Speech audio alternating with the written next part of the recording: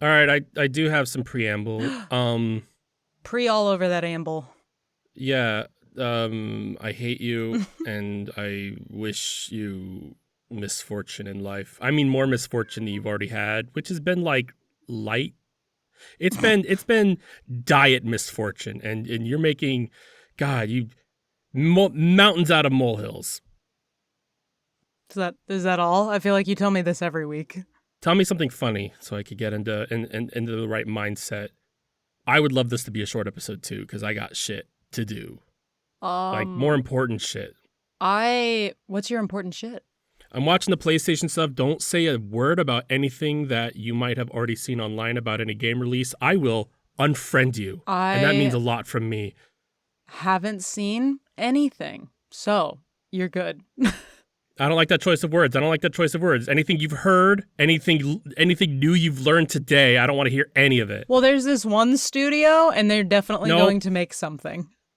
I don't care if you spoil a book or a TV show or even a movie, but games are something very special to me. I can't handle that. Speaking of book, I started the 8th Dungeon Crawler Carl, and I forgot how much I missed this particular swath of characters, and also some of the shit that comes out of Donut's mouth is priceless. This is not a spoiler.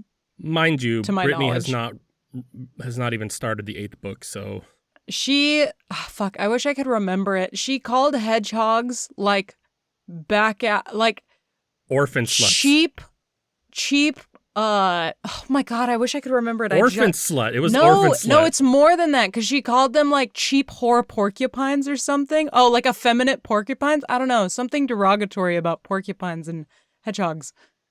Well, maybe it was an orphan slut. Well, the internet will tell us, I'm sure. I mean, she might have also called them orphan sluts. That's beside the point. It absolutely happened.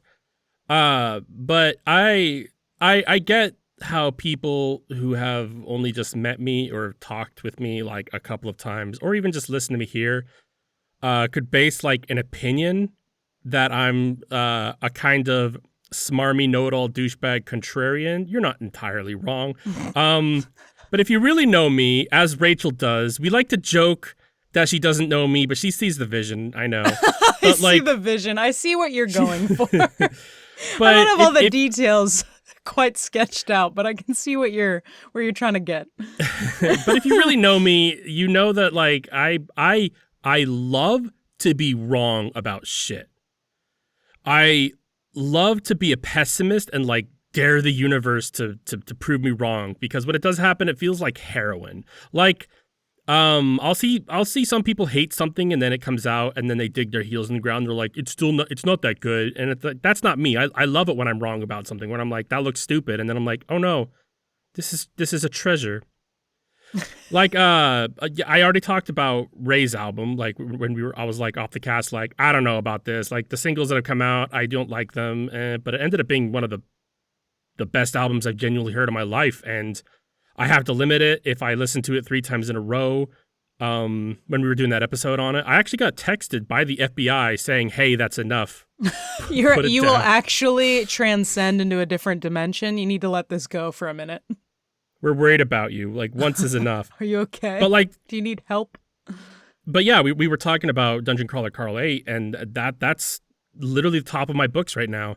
Because I went back and reread my favorite chapter a couple times, 57, y'all know.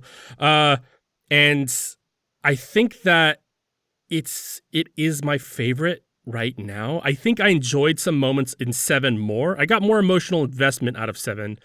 But I do think that 8 is my favorite right now, in that 6 would have been my favorite before 7 came out. Does that make sense? Like, my reasoning is that before 8 came out, 7 was the conclusion to many, many threads of plot. Mm-hmm. And that I knew that when we were talking about this in the beginning of the year, I knew that 8 was going to have to open up new plot lines and continue things. And I think it did it very beautifully. I feel like it's going to lead into what will be my favorite book ever. But for now, like, I can't stop thinking about book 8. It's that good. Time will tell. But another thing that I was wrong about, Spider Noir. Have you watched Spider Noir at all, Rachel? No, but I heard that it was good. Fuck. It's not good. It's incredible. I was expecting it to at most be okay, kind of forgettable, but like Yeah. it's not that it's not. It's incredible. And I mean, I'm not even done with it. I just really want to take my time because I love it that much. That's actually It's blended. thrilling. It's really good. It's blended my love with noir and like Spider-Man lore, like just a little bit. Nick Cage does so fucking well. Like he was born for this. It's got just enough Spider-Man to keep me glued to the screen. Like I won't spoil anything, but like I'll see a guy with powers and I'll be like, oh, who is that? Is that X? Is that Y? Like I'll be like waiting to hear his name because I'm like, once I know his name, I'll know his whole history and I can be like, oh, that's that guy who's this dude and did this, and it's been a fucking adventure and I love it and I can't wait to finish it. But like Spider Noir, hella wrong about that. Cool. I can't even remember what I said about it. I think I just predicted it was going to be just okay and like not incorporate the like quirky quipness of Spider-Man, but they kept it, so there's that. I do have an important question for you. Did you watch it? Are you watching it in color or black and white? That is a very fun question. The answer is yes. I keep switching back because the black and white is good, but then like when you watch it in color, you're like, no, the color really works. Like it should feel like the black and white is more authentic, but the color also feels authentic. Like I do like the I don't way know that if they did that color over, but yeah, I do like the way that they did the color because it is very much the way that they did it back in the day when you would turn something black and white color, where it's like they're not quite the right tones for things because they're like color fixing everything. It's good, and you could honestly like switch it anytime you want to. Okay, I have a question for you because we had a bet on this You that I had think is one one of the important only question. thing that this is a less important question. How's that? Okay. Has the Rubik's Cube shown up anywhere? There has been no Rubik's Cubes yet, but I have been looking for it, Rachel. I have been looking for it. I'm glad you didn't forget. I feel like it won't be because like this is like kind of doing its own thing, but yeah, I was gonna say I don't know the plot line of this, but I have no idea where it stands within the realm of Spider-Verse as far as if it's like, is it a connect, like is this the noir that is connected, but is it before, during, or after that time? Like what are we if I had to guess, I'm only halfway through it, but if I had to guess, I feel like it'd be after the fact because like this does feel like an older Ben Reilly, so okay, a little more grizzled. Because like it starts, this isn't a spoiler because you find out 5 seconds into it, but like it starts out with Ben Reilly being like retired from being the Spider. Oh, so they this call is it. like much later. I mean, it's Nicolas Cage. He's an older fella. No, I know, but when they showed Spider Noir in Spider-Verse, I didn't think of him as like this is a Spider-Man in his 20s. Like I was like, this is a 40-year-old Spider-Man. I mean, he's I feel like he's definitely older than in his 40s, but yeah. Yeah, I guess further past 40s because the other Peters kind of hit more around 30s, 40s. But anyway, point being, okay, so you think it's after. Yeah. Okay. If they're even doing that at all. I know it's not attached to Marvel at all. Like there's no Marvel logo anywhere. It's a Sony Productions, but like it does. There are indications of like shared character names where I'm like, oh, that's this person. There's a character named Cat Hardy, who's obviously not Felicia Hardy, also known as the Black Cat. Like it's not like remotely the same character. I do not know to which you are referring. Just Cat like Hardy, not Michelle Felicia Hardy, Jones Black Cat. is not meant to be kind of a replacement of MJ, but in a different way. I like how they did that though, because they always just said Michelle. Like there's Michelle in the first Spider-Man, and you don't find out until the end where she's just like, oh, I just go by MJ, and you're like, ugh. Yeah. Like when it first came out, it was good. It was awesome then.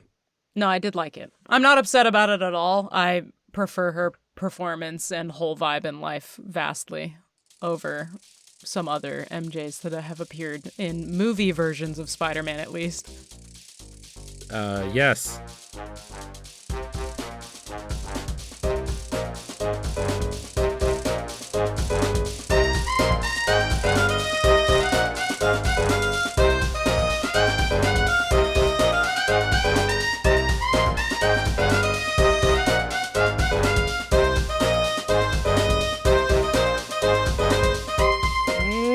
welcome to We Have That Podcast at Home, and coming around the corner is Tiny Dancer, and coming up behind him is Gamage's, I fucked this up already, and his patience is waning.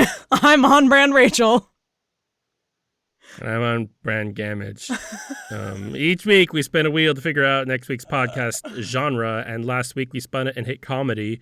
And so what we did decide outside of this podcast is we decided to... Go on. You're doing Rachel, great so far. I didn't do anything. Gamage, I know. You're going to do what we have been doing, which is where you just bring the laundry list of hodgepodge shit that you've had built up for like 2 years, and you slowly, tick your way down, sometimes repeating things because you're not checking them off. I mean, we'll see. Hold on. Let me just populate all these and just open them. I didn't even have that ready. Welcome to We Have That Podcast at Home. The only podcast that's always ready to rumble. And was that a racing thing you were doing? Let's get ready to. Yeah, I was reading really fast and then fucked up the part where I was gonna read that coming up behind is Gamage's annoyance ever increasing. Because then I stuttered. So then I was like, well, fuck it. This is fine too. It's a self-fulfilling prophecy. No, it was always going to be. I was like, there's no way I'm gonna get this right. First go out of the gate. Okay, I have them up. I have a new thing I want to try. Where do you also have no stupid questions and would you rather's randomly? Yeah.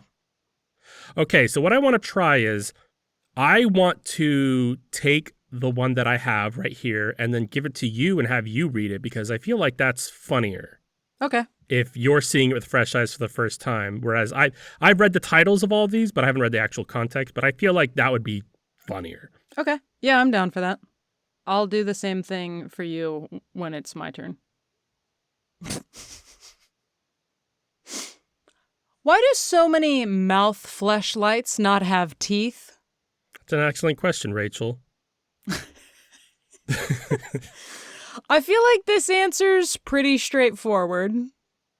And I'm gonna quote the top commenter because I think they nailed it first time around, no pun intended. Because that's not the enjoyable part. End quote. Weirdly enough, most of the time people aren't using a whole lot of teeth. Oh, but the third comment down is, you're gonna cheese grate your willy. Yeah, that's a pretty fucking good one. I like, because that's not the enjoyable part, followed by, to you. I wonder if there are some Fleshlight mouth models that do come with teeth. I feel like there's a small market there. Like how there's that Fleshlight that's just a Fleshlight in the middle of a foot, in the bottom of a foot. That's a real thing. What? That's a real thing. That's a real thing. I had to say it thrice, like Beetlejuice, Gamage, so that you would know it and it would get into your head. I am gonna look up Fleshlight with teeth. Ignore my typing. Yeah. Meanwhile, fact checker, pull up the foot Fleshlight.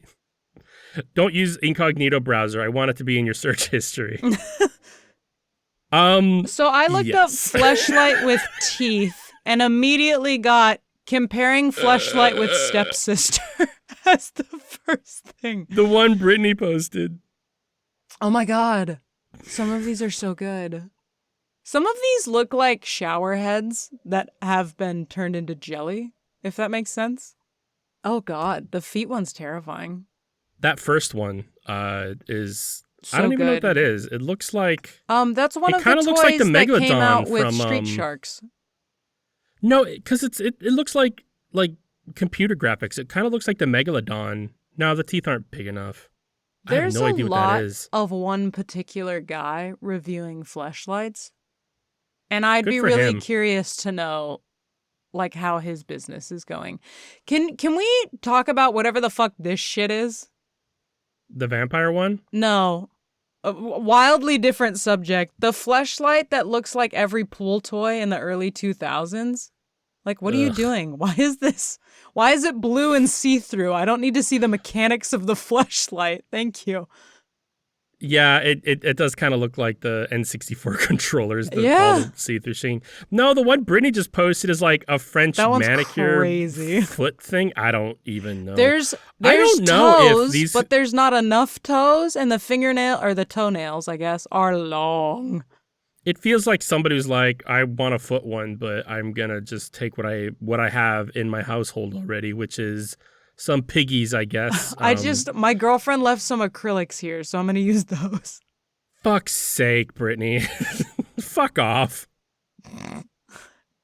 I love I that didn't it's need that. a dick going into a dragon foot. I like how the dragon foot on the upper right part is like, it looks like it's kind of leaning, so it looks like a butt. Yeah, it does. Like it's doing like a pose. I don't Yeah. know. No, it's just cheeked up. Okay. Look, this isn't the guy that I was talking about that's reviewing a bunch of Fleshlights, but I did come across this man's face, and I just like every part about it. It's the very long neck beard for me. Yeah, he's got like the fucking. It looks like he has an Amish beard going on, but like the rest of him looks fine. Like Yeah. No, he's he like doesn't look like the type to have a I review Fleshlights. No. Like very just yeah. Oh, what an experience. Brittany's right. I don't think we can share any of these on Instagram. So What? when it's a bunch of Okay, Fleshlights. the one with the balls, yeah. I don't think The the ones that look vagina like ones. literal vaginas, no, but I'm pretty sure the fucking shark and the vampire mouth probably wouldn't matter. Yeah, probably not. Yeah. So fact checker, when these get posted 2 months from now, we'll have an answer then. DIY fleshlight idea. Hold on. I just figured out what we're doing. Hold the phone. Okay. So many things.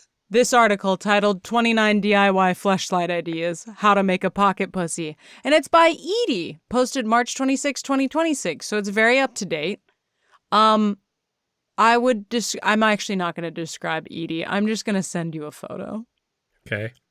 Because I feel like that's all you need to know. Supplies you might need, Gamage. Potato chip cans, i.e. Lay's, Pringles. Lay's stacks, Pringles. You are optimistic. Flexible or plastic water bottles with lids. Dollar Tree has great ones. Dish towels, socks, rubber bands, or ponytail holders. Mardi Gras type plastic beads. I have questions. Bubble wrap, duct tape, sponges, medical gloves that stretch. Water and regular balloons, old pillows or stuffed animals. That's concerning. Water-based lubricant. Why does she have so many of like homemade Fleshlights? I don't know. As I love a woman, that there's recipes for all of them. As a woman who goes for the vagina, would a Fleshlight do anything for you? No, not even remotely. Yeah, I didn't think so. So like, what's Edie here doing? This one's really straightforward. This one's just the Pringles can with the Pringles symbol blacked out in the photo. A bunch of sponges and a glove and some rubber bands. I feel like we could all get there on concept pretty easily. Understood. What's next? I mean, I've seen some like shit off of 4chan like way back in the day of like how to make your own. And it's just like cotton and a rubber glove and a cut open water bottle. I love this one. If you want to make a ribbed pocket pussy, before you put the second lining of sponges in, you put a few plastic beads for extra excitement. The next one is a plastic container, party balloons, and stretchy medical gloves. Oh, okay, I'm seeing the vision here. She's putting the balloons full of warm water into the plastic container, and then you put the glove inside. So you're just always fucking the glove. So really the no glove, no love rule stands. Yeah, I mean, you could tell just from like looking at these kind of like what the thought process is. Is that just a candle? What I'm curious about is how there's 29. And that's what I want to really break down here. The next one is... I don't know what she's doing with... an exam glove, a towel, and rubber bands. That one seems straightforward. You know, you're just rolling up the towel. Makes sense. The fourth one is... Then this was not listed in the initial items required. A roll of toilet paper, preferably with a rib texture. Rubber What? bands, ponytail holders. Wait, whoa, I know. whoa. That's why I was like, we need to explore this because it's gonna get weird when there's 29 options. What do you mean ribbed toilet paper? Stop. What? No, so you're taking ribbed toilet paper. You're taking the little cardboard Where do I find ribbed tube toilet out paper, of the Rachel? middle. I don't know, in the shitty part of the toilet paper aisle. I don't know what to tell you. How many ply is that? I'm sending it to you. It says TP2, so maybe 2-ply. Who's to say? Like, Similar to the towel, you're just wrapping rubber bands around it and then shoving an exam glove inside. Oh my god, there's titles. Hold on. This one's called DIY Fleshlights Sport. Fantastic. You what do you take mean sport? You take one of those reusable sports cups or bottles that best fits your penis. I found one for $1 at the Dollar Tree. Ma'am, did it best fit your penis? Maybe that's why. Maybe she has a penis. Yeah. I can only assume things. It very similar to the Pringles tube. You line it with a lot of sponges and a glove, and then you fuck it. This one's horrifying. Image, it's just a stuffed animal in a glove. Yeah, man. I don't know what you expected. That's it. That's the photo. Damn, shoddy. Does it have to say? Oh my god. I knew that this was where this was going, but it's funny that there's a picture. Yeah, of course there is. So you cut a penis-sized hole, is what is described as, into the toy's ass. Then you stick the glove inside, and you fuck the toy. Yeah. Phenomenal. This next one is called Drink Bottle, simpler name. Is this what we're doing today? Yeah, you're taking a plastic drink bottle, shockingly, filling it full of old stuffed toy fluff, probably what comes out of the last plush toy Fleshlight. Every time you pull out, just shove that into this. Sorry, I slapped my mic. Duct tape and a stretchy metal glove. I'm gonna guess that you're gonna stick it all in there, and you're gonna fuck it. Okay, hold on. I was gonna be like, this one's rinse and repeat. This one's called Candy Cup. It's a little less rinse and repeat. There's a plastic drink cup, similar to the one you found at Dollar Tree earlier, after sticking your dick inside of it to make sure it would fit. A hand towel or dish towel, a stretchy medical glove, as one predicted, and non-chocolate candy of your choice. I suggest Red Vines for amazing texture. Also $1 at the Dollar Tree. Who knew you could make so many Fleshlights at the Dollar Tree? You roll the licorice into the towel with the glove, and then you stick it in the cup. Okay. Look, okay. I've let this go on long enough. Look, if... We're only on number 9. No, we're not. Pool No. So, look, if a Fleshlight is like $50, I think, at most... No, Rachel, shut up. It is at most $50. Just go buy one of those. You're going to end up getting your dick stuck in something, and then we're going to make fun of you on the new year. The like, that's what's going to happen. One looked horrifying. She did not trim the edges on that or, like, grind them down at all. Is that a fucking apple? It's a Nerf football. Oh. This one has bubble wrap. Then there's just socks, which I don't like. Guys, just get a Fleshlight. Just get a Fleshlight. You can buy, like, not even like a full-ass Fleshlight, but they make small Fleshlights that are, like, less than $10. Less than you're gonna spend on all of this fucking crazy DIY Fleshlight with the rough plastic edges.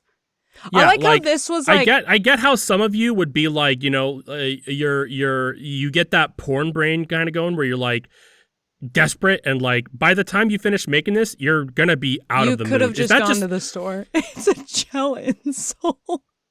Is that just like 2 plantar fasciitis gel insoles in a fucking Lay's container? I actually think it's 1 gel insole folded in half.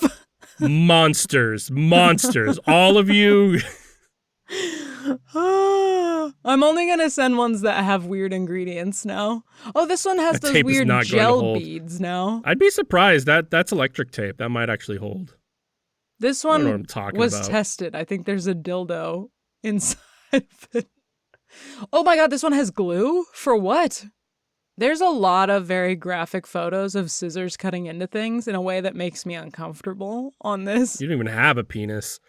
This one is, oh my god, Gamage. This one is you make homemade putty. And when it is firm yet still stretchy, you add like costume beads. And then you shove it into a cup to make a texture. Yeah, oh god. we're going to have to move on from this, 19 Rachel. through 23 is fun with food. No, I'm speed running it now. Oh, you know what? She gave up. She said there was 29 ideas and she's a fucking liar. Other foods I mean, I gotta hand it to her. yourself. She's kind of thrifty, but Bakery loaves, tubes of beef. Why are you fucking the food, man? With all the money you've spent, just go buy. All right, we're done now. Yeah, I gotta say, like the cost for a can of Lay's and an insole, that would be it. You'd have it right there. That's enough to go get one of those cheap fucking Tenga eggs that are like disposable or some shit. The cost for this ingredient list was certainly more than just a pocket pussy somewhere would have been. Why is this one Shrek themed? Anyway, moving on. As a woman, I love receiving flowers, but would it be stupid to buy a man a whole rotisserie chicken as an equivalent?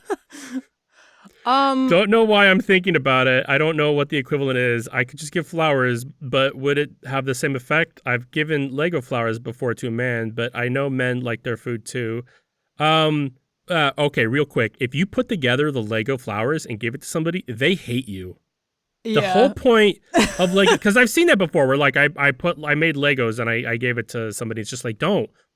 They want to put it together. Yeah. Well, and if you're not gonna do that, like, get something the fuck else. Yeah, but a rotisserie chicken, yeah. I mean, if I went to a first date and I brought like flowers and she pulls out a fucking Costco rotisserie chicken, I think I'm sold.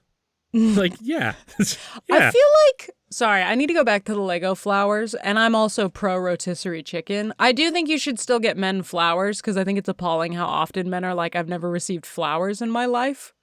Yeah. Get everybody flowers, man. Everybody deserves flowers, unless they're allergic. Except me, I don't want flowers. They smell good, they look pretty. Yeah, look, if you were like, I don't know whether to do flowers, rotisserie chicken, or Lego, and I would say you went with the worst one on that list. Okay, why would those three ever be on the list? Well, because we're talking about Lego flowers, rotisserie chicken, and regular flowers. That's next time Brittany shows up for your anniversary, if she has those three things, you're like, and we can be married for another year. Done. Check. You've met all of the things. I've got Legos, I can eat a rotisserie chicken, and I've got nice flowers. Cool. I mean, I love Legos, but like, honestly, like that like the Legos are like 4 times the price of a dozen roses for sure. Yeah. Whereas a rotisserie chicken's like $5. Do you think that a pre-made Lego gift to somebody is like the ultimate sort of narcissistic gift? Because it's like giving somebody a completed puzzle. Like, I made this puzzle and then I glued got this for you. And it's like, stop. No, false. This is none of the things that you should have done with this. Go home now. Do you give somebody one of those like metal puzzles, but it's like already solved and like taken apart? No, that's stupid. We'd be like, here's a crossword puzzle. It's all filled out. You're welcome. I got you this book of Sudoku. I've been working on it for years. Pieces of shit. Like, I don't know why, but I think of hoarders. Like, that's some like I can't throw this away, but I don't know what to do with it kind of shit. I'm giving it to you now.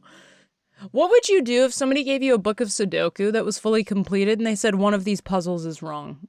I'd probably go, oh, and then put it down and never look at it again. Throw it away. I mean, they all have like answer keys in the back, don't they? I'd probably just cross-check that. I guess.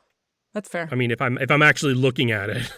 If I actually chose to spend the time. Okay, I have a question for you. Maybe not a in regards to this question. You know what? Or? I don't think it's a question. I'm gonna tell you a story. Okay. And it is in regards to this question. One time, a friend of mine was having a mental breakdown, and so she confessed to me. She was like, I went to the store and ate an entire rotisserie chicken in my car while sobbing. And I was like, I love that, actually. That feels like the best goddamn solution for having a breakdown. It's like, I'm just going to go eat a rotisserie chicken. Rotisserie chickens come up a lot on this podcast. It's weird. Do they? Well, because we also talked about like if you eat a whole rotisserie chicken, does it feel like your body's attacking you? Oh, yeah, no, we did, huh? I thought about that story then, too. I wonder if it did. It's one person I can ask. I love Fact Checker's response to me saying they can be married for one more year, and she goes, "No, I just have to give him one Spider-Man thing a year." I don't think she does. Why do people insult each other's parents? That's a good question, Rachel. Thank you, Gamage. I thought of it myself. I don't know, because I feel like once upon a time, it was like people were all family bound, and therefore they were all like, "How dare you question my brood mother?" Like they cared about that kind of thing. Honestly, I don't. Like if people, and I feel like a lot of people in my generation are like, maybe it's because we grew up with like yo mama jokes, but like I don't care. You're not making fun of me. Yeah. I think I sometimes find this line kind of hard to toe when you're in a relationship because I'm like, there are objectively things that your partner's parents will do or have done in their life that you're like, that is fucked up. But a lot of times people get really offended by that. And I'm like, I'm sorry. Like, objectively, it's fucked up. I don't think your parent's like a terrible fucking person. Yeah. In some cases, I kind of do, but like, I'm not going to rail into them on a regular basis. But, like, there's just some shit that humans do to each other that's inherently fucked up, and like a parent's whole ish is that they're going to screw up their child. Yeah, I mean that's just being a parent in general. Like for the most part, like there's many different kinds of people out there. But I like how Taylor Tomlinson said it in one of her bits, where she's just like this is just two people and they're doing their best. Like that's all you could really do. There's no, I mean, they do make books on how to raise kids, but they're all complete opposite of each other and have conflicting information, and all you could do is just do your research and try your best.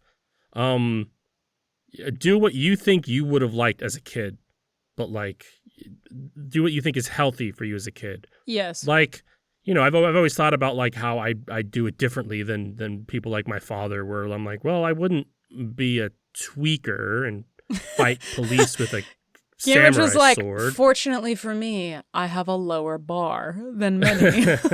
The bar is on the floor. My problem is I have like one really good parent. So I'm like, I'm inevitably going to be a shittier parent than you. I just know it. There's like, I don't think too many people in the world who will top his ability to be a pretty solid human being.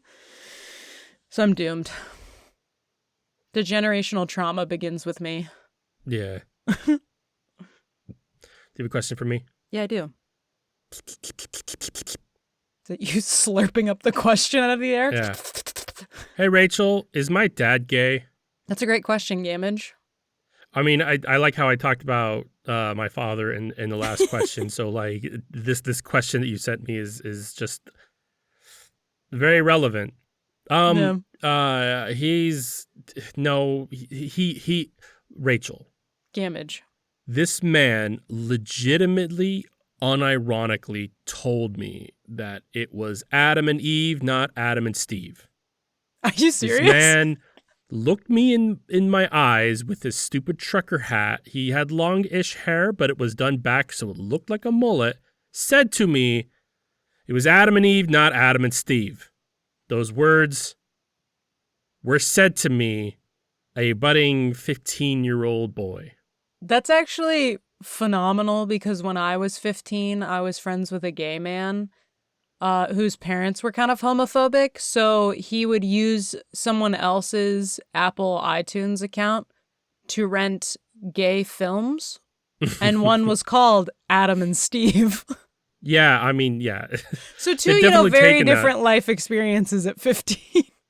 But I think that knowing that my father did this to like the whole how gay isn't natural, yeah, he's probably gay. He's probably gay and in the closet. Gay. He's for sure gay. You said he was a tweaker, and I'm not saying tweakers have to exclusively do gay stuff, but I do feel like once you hit a threshold of doing a certain amount of drugs for like a length of time, your boundaries on who you are willing to canoodle around with, I feel like get a lot lower. Yeah. Also, he's been to prison, so I mean, like, potato. I'm not saying if you go to prison you're gay, but like... Do you think he's like dropped the soap, or do you think he was the one that was like, I'm here now that you've dropped the soap? Oh, I'm sure he thinks that he's a badass, and he's just like, I'll drop the soap and somebody also pick it up for me because I'm a man's man. Okay, so he's holding somebody's pocket, is what I'm hearing. He's holding somebody's pocket. Well, I'm glad we came to this pocket. conclusion. I had to explain that to somebody recently, and they were like, what? And I was like, yeah, like a prison wife. And they're like, what the fuck does that have to do with your pocket? And I'm like, that's a great question. I'm glad you asked. I'm glad you asked. Let me explain all that I know, which is very little.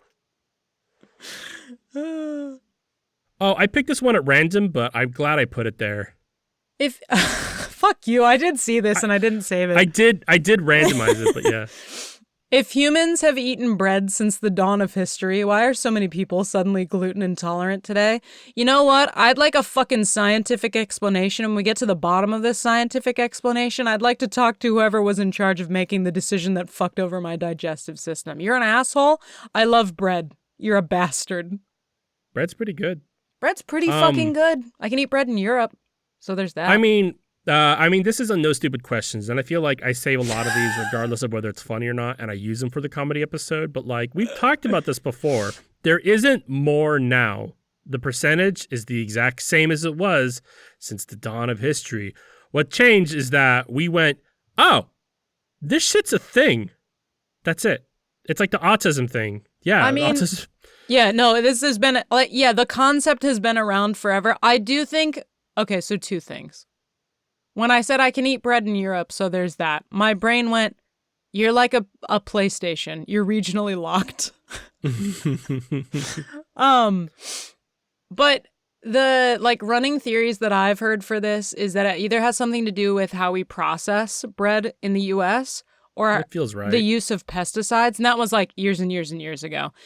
Yeah. I believe, and I'm completely talking out of my ass, but I'm fairly certain that it's rapidly coming to the conclusion that it has to do with pesticides because there's significantly more regulation on types of pesticides that can be used in Europe. So it's like, it's not that more people are suddenly gluten intolerant. It's that more people are suddenly allergic to the fucking murder chemical we like to put on all of our plants. Yeah. I mean, I think that's what Brittany's issue is, because like eggs in Japan were just fine, but like eggs here, no. Yeah, well, and it's like we do all of this processing and bullshit to all of our animals and plants and shit, and it's like that this is what happens. It's not that you're like allergic to a chicken egg now. You're weirdly enough having a bad reaction to the mass quantity of chemicals we decided to pump this chicken with, or clean this egg with. And I don't want to get into the whole fucking like, oh, all natural's better and granola shit. Like, that's not me. I like my processed shit. But like, we are doing crazy, crazy little things to our food that we don't actually fully understand. And I don't want to like go down the ingredient list of like methyldoxytrine. What is that? And it's like salt. I'm talking out of my ass and I made that up, so don't quote me. But like, that's the kind of shit we're working with. Like dihydrogen monoxide, that's water. And we're gonna be okay. Yeah, no, I do. I'm like, don't get me wrong. I would agree with the concept that probably the more, like the less processed things we eat, probably the better for us. But there's also a lot of good things that come from processing foods, because there are absolutely bacterias and shit that you don't want. Like raw fucking cow milk, I want no part of. Granted, I don't drink cow milk at all because I'm lactose intolerant, but... Oh, I'm not. I think we've talked about this before, and I think like the thing that we both agreed on is when somebody said like the reason I don't drink cow's milk is because I've been in the vicinity of a cow at least once in my life, and like anybody, everyone else would agree. Like, no, cows are disgusting, savage things. Like they're sentient beings too, but like things. they're so gross. Like the raw milk has like blood and pus and sometimes shit. All kinds of shit gets in there. Like you want to clean it. Yeah, it's like water. You don't just drink a fucking pond that you find. Yeah, no, you don't want to drink 1,000 cholera, fucking idiot. Mosquito eggs. Like, fuck that. No, there's a good part of processing, and then there's the like, we're doing too much for the efficiency's sake versus it actually being good to do. Yeah, we want to make this cheaper. Yeah, we want to be in between. We want less microplastics and crazy things and less Did you see pesticides. But the study that came out that was like there might actually not be a lot of microplastics? It might have just been because they used gloves. So now there's like a bunch of studies that have to be redone. I don't know how legitimate that is, but it made me laugh so hard. That sounds like an Onion article, though. Yeah, like it does. that sounds like something I could see where I'm like, what? And then it's like the Onion, like, okay. And you're like, okay, we can all calm down. I'm gonna wait gave me a good for somebody chuckle. smarter than me to explain it to me somewhere on the internet. I'm gonna Fact wait for checker, can you look up that concept? I just want to see if it's circulating with like any level of seriousness or if it is truly just an Onion article. But when I saw the tagline, it made me giggle really hard, so I figured that. Yeah, you'd I want to know. appreciate it. I want to know if Rachel ate the onion. So just find out if it's an Onion article. Or I not. always eat the onion. What could replace black pepper next to salt's side? This is a good question. And I think this question has been asked multiple times in No Stupid Questions over the last like 2 months, which that part I think is silly. But it's the like, why does black pepper get the place next to salt? I feel like because it's more universal. Like, I don't know what the fuck else you would use. I mean, I don't like honestly. I'd probably get something that is like the salt pepper combo.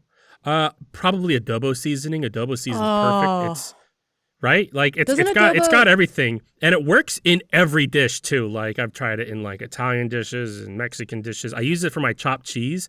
I don't eat as much red meat anymore because my joints, they hurt because of it. So, but I have learned how to, and don't get your hands off your pearls, but I do make chopped cheese from incredible beef, and it's fine. It's not as good as a classic traditional chopped cheese, but like it gets the job done. Like I can still do it like the same, and like it's still like, delicious. It's cheesy. It's beautiful. But like adobo seasoning does like a lot of the heavy lifting in that. What the fuck is chopped cheese? You don't know what a chopped cheese is? No, not even a little bit. In your many travels in the future, go to New York, go to a bodega, get a chopped cheese. A chopped cheese is like basically like you take like a hamburger patty and you grill some onions first and then like caramelize them, put them off to the side, and then put a hamburger patty down, brown it, and then you chop it up. Chop it. Put the onions back in, chop it, throw some American cheese on there, chop, and it becomes like this big, gooey, hamburger, cheesy, delicious fucking mess. And then you put it on like a hoagie roll that's been toasted with some ketchup, mayo, tomato, onions. And that shit, dang. I put mine in wraps because like I like a big, meaty burrito. Mm-hmm. We made that last night. It's one of my favorite things to make. But like you could do it with frozen patties. I feel like this is one of those things where you're like, this is just a burger with extra steps. But at the same time, if you look at Mexican food, it's like this is all the same ingredients, but with different steps. I mean, it does have different steps, and like honestly, like a lot of burger things are literally just a burger with different steps. But like a chopped cheese is like a cultural phenomenon that takes place in like the New York bodegas. I'll have to go check it out. Yeah, I mean, like you could learn to make it yourself. It's not that hard. But like there are a lot of I mean, it sounds just like a smash burger that you're chopping up, to be honest. It kind of is. Like I definitely make it a smash burger, which is objectively different. And I do think people I think people undersell how much your bread makes a massive fucking difference in your meal. Yes. Also, Fact Checker has posted 3 different articles about how I did not eat the onion, and there is indeed doubt being cast about how much microplastics are in things because latex gloves shed microplastic residue that can look and act like real microplastics. Latex gloves shed microscopic residue that looks and acts like microplastics under a lab microscope. There's a lot of micro in that sentence. Micro penis. I want a DIY for a micro penis fleshlight. So can we do like lambskin gloves to like get the real thing? Yeah, I think so. I think you'd have to do I was just about to say like, but wait, we know that like by bloodletting or donating blood, you're getting microplastics out. But then like, but that study was done with fucking gloves too. Like, what are we doing? Oh my God, we're all drowning in glove residue. Anyway, back to chopped cheese. Yeah, chopped cheese is delicious. It also fights one of the biggest scourges of this planet is the vertical burger. If your burger is tall, Yeah, the issue it is useless, and you need to shut your burger shop down. Like you do not have longevity. You will be taken down in the apocalypse day 2. I promise you. Apocalypse Day 2. Somebody will be out there with a vendetta against you, and they are ready to fucking murder you over the height of your burger. But yeah, food, I think food gets, I mean, also comic book fandoms do and music fandoms do, but like food has like a lot of smug purists behind it. And chopped cheese having one of those too. But I do think that like you want the most authentic chopped cheese recipe. It's not like steak where people be like, just salt and pepper it. And also, going to steak, I'm going to segue here back to steak because I always take this opportunity. For steak, I think that steak purists are the reason why white people are known for being bad seasoners. Like, white people food is like never seasoned, and it's because like we believe like just salt and pepper your steak. Look, that works for it works for like quality steak. A quality steak if you have cooked very well. Like yes. Sorry, not well done, but like yeah, no. You have to know how you have to know how to cook a steak. Yeah. It has to be a quality cut. And then it has to be seasoned well with that salt and pepper. Yeah. But fun fact, you can add garlic to it, you know. Dude, I do garlic salt on fucking everything. It's to a point where I'm like, sometimes I have to remember that regular salt exists and it is actually in certain recipes better than garlic salt because I'm like, garlic doesn't go with this. Yeah. Calm down. You gotta take a step back. Especially if you're using garlic in the recipe, like whole garlic, don't use garlic salt. Just use regular salt. You'll make the garlic better. It's so good. But yeah, everybody should just get into adobo seasoning. It's incredible. It's like, I put it in everything now. Get into seasonings in general, man. I've definitely, oh my God. One time I went to somebody's house for a date and she was making dinner, and I will never scoff at somebody making me dinner. However, I did watch her put raw chicken into boiling water and a part of my soul died. I get that. Don't worry. It can be reversed because... It can be reversed. You're right. I left. I walked out the door in reverse. I put my car into reverse and left. I drove out of that parking lot in reverse. Yeah, I ran through the McDonald's drive-thru in reverse. And I've never gone forward since. I'm scared that the boiling chicken lady will be there. I mean, when Brittany and I first started dating, I grew up boiling chicken for casseroles. Yes, fact checker did do that. It's a Midwest white people thing. This girl was from Tennessee. I'm like, I have no judgment that this was how you were taught. It's just unfortunate. It's weird because, like, I don't think her mom's a bad cook, but then, like, when Brittany's, like, doing the recipes that her mom had, it's just like, whoa.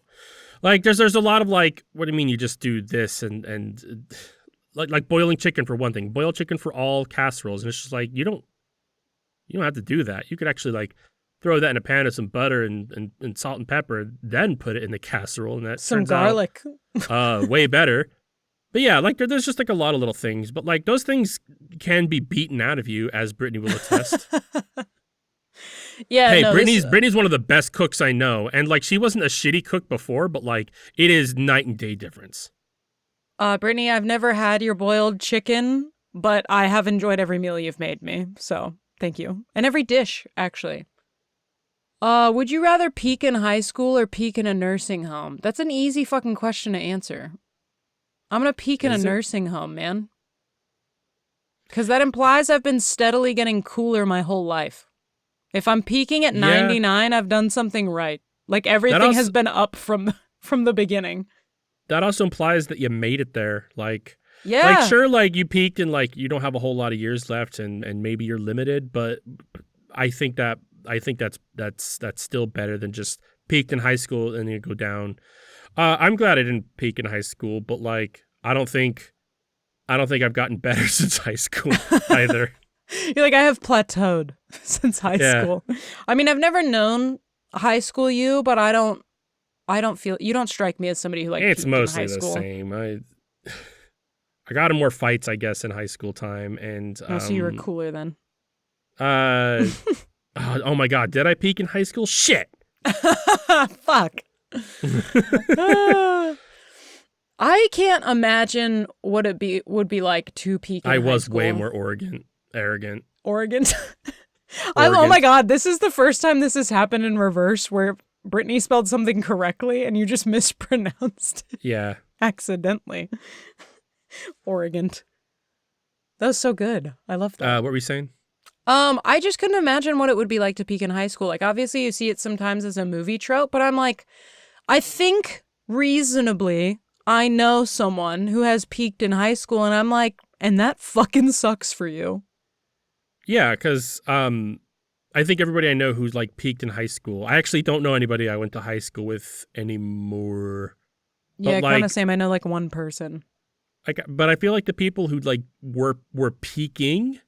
I don't know if they did anything with their life. I don't know who they are, so I guess they didn't get famous. Sorry. Yeah. I feel like it also really depends on how you measure peaking, because some people will be like, oh, you didn't become a rich person or whatever. Like, doctor. you've peaked. And it's like, I don't know, man. I think if you're like relatively happy with your lot in life, that doesn't necessarily count as like, you peaked before and you haven't Yeah. gone anywhere else. And it's like, that doesn't really matter if you enjoy where you are. Yeah. Yeah, the definition of peaking would have to be the big thing here. Like, I think popularity would be it, because when you peak in high school, it's not because you're rich in high school. Like, it's not because you had a successful job in high school. It's because, like, you are perceived by your peers as, like, monolithic, where people see you as, like, being bigger than you are. And that would suck to have that in high school and then never again. Yeah, I guess. So I'd rather peak in a nursing home. I mean, But like, if I make it to a nursing home and everybody else is like, "You're the coolest guy you're here," a monolith. I'd fucking And then the next day they're like, you fucking suck, Cheryl. wow, you killed yourself. Why'd you do that? Well, we called him a monolith. And he peaked, so we're done now. Oh my god, if you guys haven't read the book, The 100-Year-Old Man Who Crawled Out the Window and Walked Away, or whatever the fuck it's called, it's got the longest goddamn title. Read it. It's great. It's kind of about the concept of like never peaking, because he basically like gets to this nursing home and is like, I don't really want to deal with the people here. This shit sucks, and I'd rather go get drunk for my 100th birthday. So he just climbs out the window and is like, I'm gonna go on an adventure, and if I die on the way, I die on the way. Let's do it. God, that's a mood. That's definitely my style. It's such a good book. I think you'd appreciate it.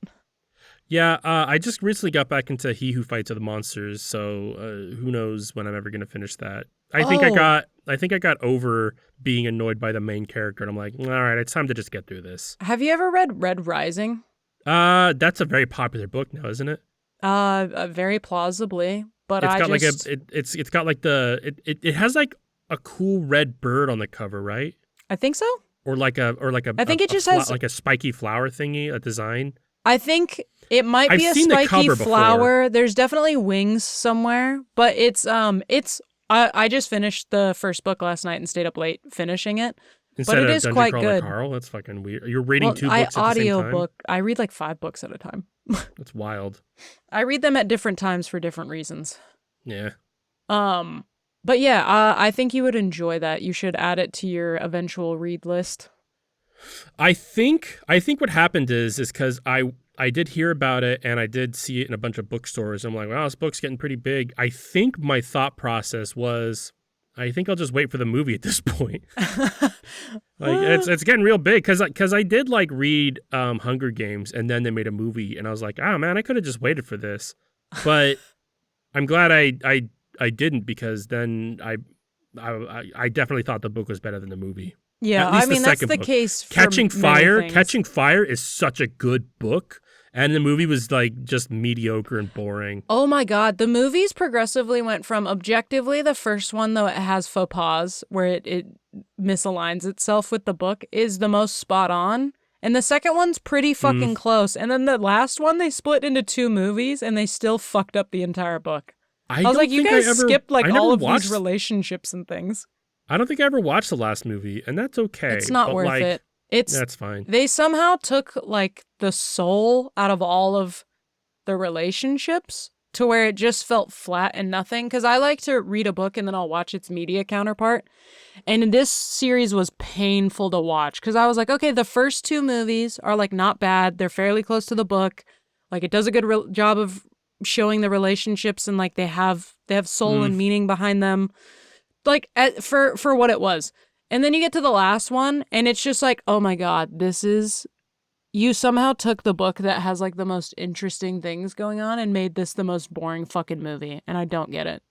I mean, I haven't watched them, so I don't know. But like, I do think that part of the problem, my problem with the movies is that the books weren't about a relationship or like it was never a Twilight thing. It was never like, oh, Team Gale or Team Peeta. Like that wasn't a thing in like the the books. antithesis of that. Like yeah, she was working for survival, and then the movies like made it into this big love triangle thing. So like if in the last movie they're like kind of ruining relationships, I couldn't care less because weren't supposed to be there in the first place. But I don't even mean that because like yes, they're making it into a love triangle and that really isn't what the book is about, as you said. But absolutely. I don't mean like they ruined those relationships because that's not what I care about. It was like they ruined the concept of how those relationships were supposed to exist with one another and just like dumbed a lot of it down so that it was really just love triangle-y. And you're just like, okay, we're done here. Yeah. I'm good. We need to be done. Like I think the parts in the first movie that I was like, were like the Peeta's makeup on the rock. I've seen a lot of people talking about that recently. I love that scene. Because like somebody did a deep dive where like that's very well done for the middle of nowhere being a baker. Whereas like in the book it was just like he was cakes. But I also really liked in the book, like the tracker jacker scene where like I think Glimmer was her name, like got stabbed with the bees, and like her flesh melted off her bones, and I'm like, oh shit, I can't wait to see this in the theatrical release, and like not even a little bit that. Well, and this is my beef with that whole series is they like the whole point is that you have kids doing these tragic, really fucked up things. And it's like, all right, we're going to dumb down the tragic, really fucked up things and we're going to make you older so that the equation has shifted vastly into a different paradigm. But that was my biggest beef with the last one is I was like, a lot of the last book is about PTSD. Yeah, and like that's like, how it ends. Like, yeah. And it's like not just Katniss's PTSD, but also Peeta's. And with his whole like mind washing thing. And they just sort of like gave up on all that shit. And I was like, that's like the most important part. Yeah, like they didn't even cultivate a relationship until like, because they everything happened and they both have PTSD and they get like fucking isolated to a cabin fucking out in the middle of nowhere. And like they don't even cultivate a relationship until much further into just being isolated. Like it was like it felt like the movies were just like, well, this is just Twilight 2. Let's fucking milk it. Let's make the Barbie dolls. We can make the team shirts and everything. That's exactly what they did. And I feel like 100%. Yeah, like because Catching Fire is one of my favorite books. And then I saw the movie and I was like, I think I'm done. I think I'm okay. It's not worth a watch. It's not good. I think the first 2 are fine, and the last 2 suck. I mean, that happens. I am making my brother, speaking of Twilight, before he departs this rainy state, watch all of the Twilight movies. And it is so funny to listen to him watch because he keeps being like, oh, and then this cool thing's going to happen. And I'm like, I'm waiting for you to realize that like almost nothing cool happens in these films ever. And we're just here for a creepy CGI baby in the next 6 hours. I kind of get that though, like where I was talking about it in the beginning of this episode where like I like to subvert my own expectations. I like to imagine what's going to happen because if I'm wrong, I'm having a good time. Not that I'm having a bad time if I predict something and it comes true, but like if I predict something and then I'm like, oh shit, and I'm surprised, that's awesome. That didn't happen with Obsession. Did you watch it? I did, yeah. Nice. When we ended, like I was like on Reddit the next day, and somebody said something about the creator, and I'm like, oh, I didn't realize that the creators were Curry and Cooper, that the 2 fucking YouTube clowns. I sent you links to their videos the other day. Yeah, I have not watched those, by the way. Yeah, hold on, let me see if I can pull up. Your comment on them makes a lot more sense now. Yeah, that guy. Yeah, That's the director of Obsession. He that's makes a actually lot funny. of funny YouTube shit with Cooper, who's actually played the side character Ian, I think his name was in the movie. Oh, okay. Yeah. So like, yeah, like so. When I learned this, I was like, oh shit, I do need to watch this. And I did watch it, and I was like thinking of like, oh, what cool little, like, my mind was doing that, like recognizing patterns. Oh, there's pills. Oh, there's this. So I was like kind of trying to like figure out what the thing was. But then it turned out there wasn't a thing, and it was just pretty straightforward, which in itself was very fun. And I did enjoy the movie, but like I don't think it's gonna be my top movie that I'm gonna want to watch a lot of. But I do think it is a monumental success of these guys. The budget was like less than $1 million, and it's already like in the 200 million right now. It's incredible. Yeah, that's yeah, I didn't think it was going to be like a favorite movie or even that it would do a whole lot of wildly subverting expectations. I just thought it was interesting, and I kind of liked that it was it like leaned into itself in a way of when you first get Obsession, you're like, okay, like what's the plot twist going to be? And it's like, no, man, it's just the dude's obsessed with the girl in like a really so wildly fucked up way that he's willing to trap her soul on a different plane of existence. Fucked up. Yeah. And I was like, kind of like, all right, cool. Anyway, hey, Rachel, what have you been listening to? You know, Gamage and I had a fun moment this week where we both said, I'm going to send you some new music. And then we, at the same time, literally less than 60 seconds apart, sent each other the same artist and the same album. And that was to be cute. fair, because I was like, you sent it to me, I read it, and then I was like, I'm going to still send this to her. So... Well, I did appreciate it because it tickled me. I was like, this is funny.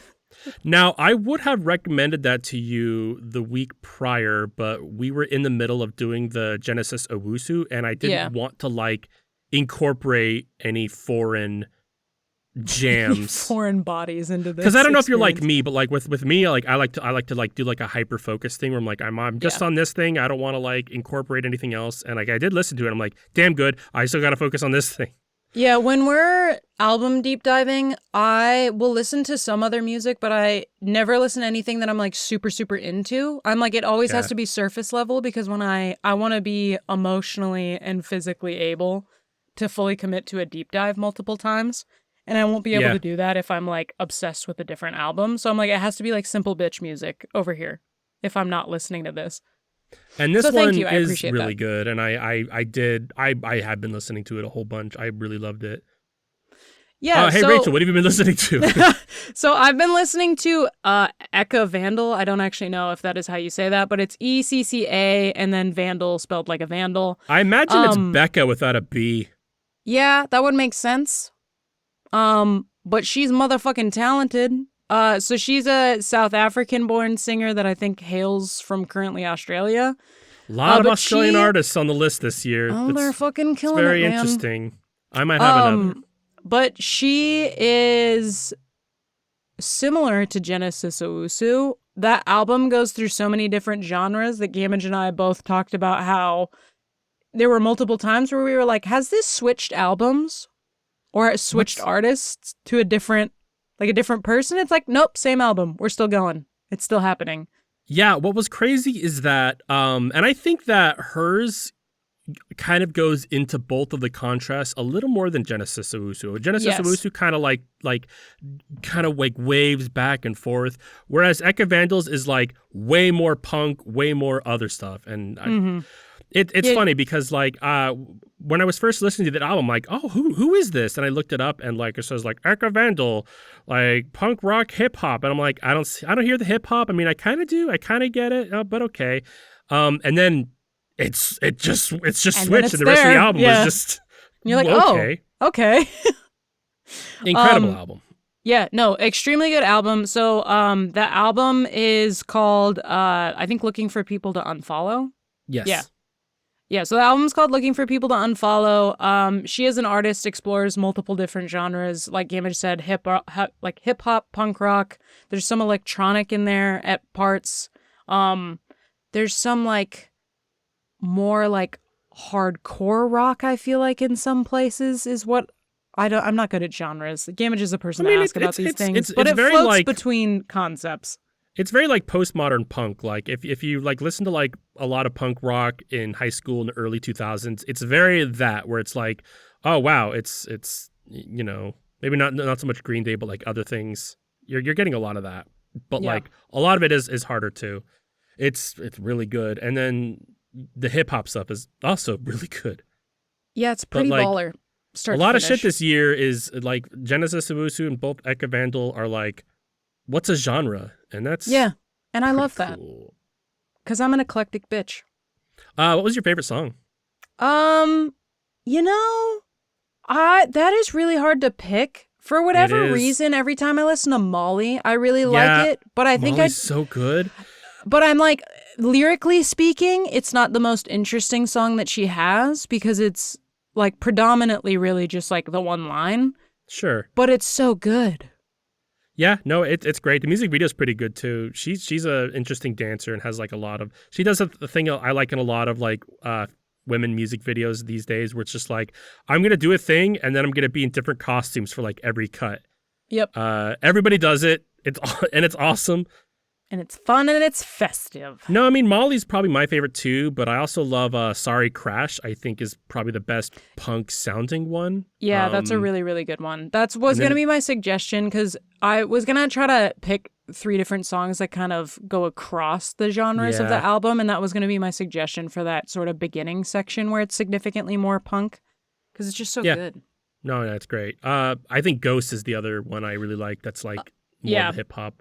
That was I think Ghost, Molly, and honestly looking for people to unfollow were my top 3 Yeah. personally. And then Sorry Crash is just a really good. Sorry Crash Good is a really song. good song. Yeah. But Levitate Part 1 and 2 is also like an incredible song. Like There are going so from many Molly things and then that are to so good.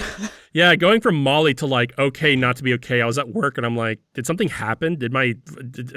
Yeah, you're like, what the fuck? Well, and It's not that there's short, a is it? couple there's a couple songs on this album where they're truly like a lot of the songs are several minutes long, and then you get to these sort of transition songs where they're very atmospheric too. yeah, they're only like a minute and they explore such different fucking sound profiles, and it's so fucking neato.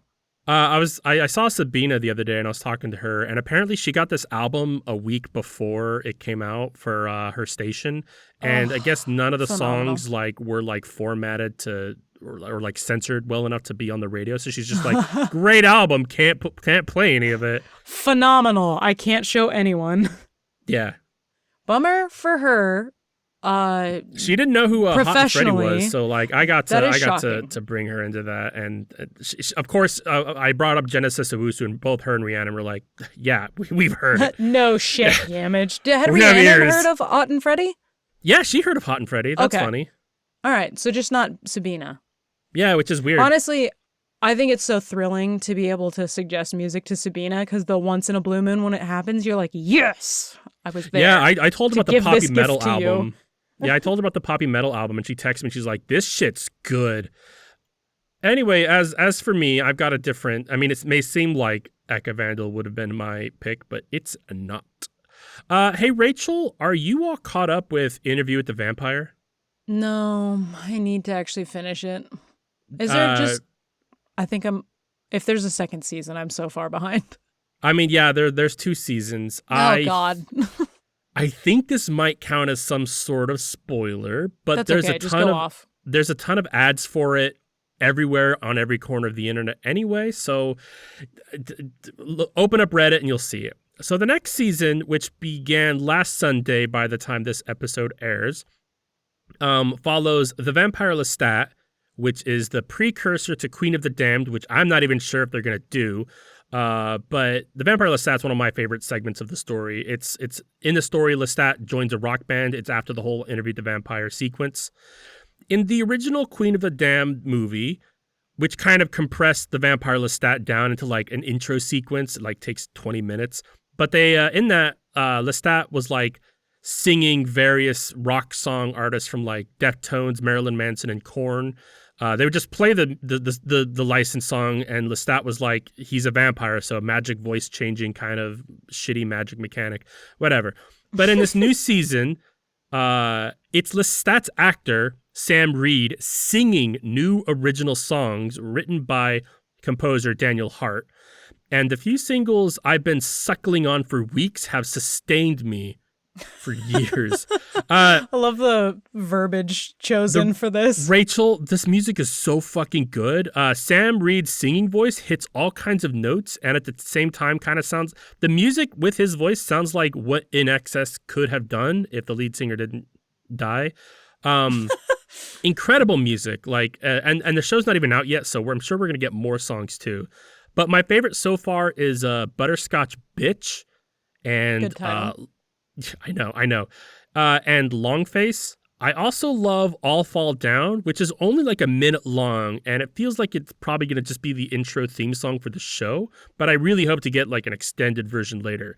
They also do a cover of Billy Idol's Dancing with Myself, which is really good, but like I love the original songs that they do so much more. That I don't even like look at the Billy Idol cover, which is very ungamage of me. The Vampire Lestat is like how it shows up on Spotify and YouTube. It's like incredible. I highly recommend it. Dope. I'm excited. I really like that actor too. Oh, Sam Reed's great, and he has an incredible singing voice too. Like I can't believe it all came together so fucking well. Butterscotch Bitch. Like you'll like Butterscotch Bitch and Long Face. I'm looking forward to it.